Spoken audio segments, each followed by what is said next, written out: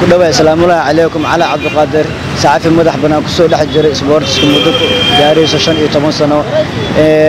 abshir hadaan falanqeeyo kulanka maanta u dhaxeeyo kooxaha Everton iyo Arsenal West Ham iyo Manchester City runtii horta farqiga goolasha iyo farqiga dhibaca markii la dhaw waxa sareeyay Manchester City oo leh 88 dhibco halka Arsenal ay leedahay 86 dhibcood waxaan isleeyahay aniga horta runtii koobka inuu u janjeero dhanka Manchester City walow aan rajeynayo ama aan u hamuun qabo inay qaato Arsenal maadaama ay tahay koox wax badan horyaalka Premier League ugu dambeeyay midda kale markii West Ham laga fiiriyay waxa rajeynayaa maadaama London ay ka dhisan tahay inay London ahaan ugu heliso kooxda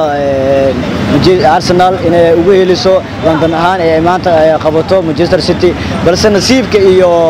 awoodda Manchester City markii la fiiriyo waxa wacdahay inuu horyaalkan u socdo dhanka Manchester City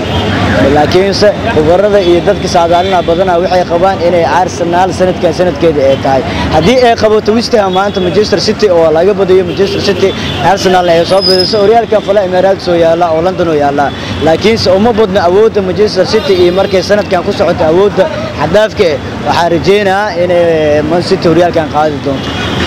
maybe laga yaabo maadaama West Ham la dheelisay horta waxaan baa cadaan iyo madow halka kooxda West Ham ay tahay kooxaha ugu dhibka badan markii la fiiriyo dhanka Premier League waana laga yaabaa iska daa Manchester iska daa West Ham kooxda soo dalacda oo ka yimaad Serbia laga yaabaa inuu ku dhigto City famisa markii macquul waay diris wadaag iyo Elis iyo koobkan inuu imaado London oo laga sugaayo oo loo hamuun qabo wax badan ay ku aamiyeen ee tahay sanadkii labaad ee tartamayska kooxda Arsenal waxa laga yaabaa in ay qabato Manchester City lagu dhago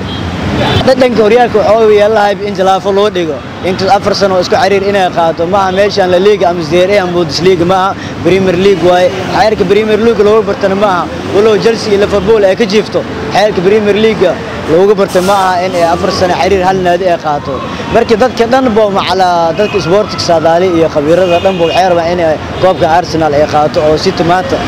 dhacdo qof walbaana gambar ugu fadhiyo aniga aan kamid ahay maanta miyay taageer Arsenal laakiin waxa aad u jeclaa in Arsenal koobkan qaato West Ham maanta ku dhigto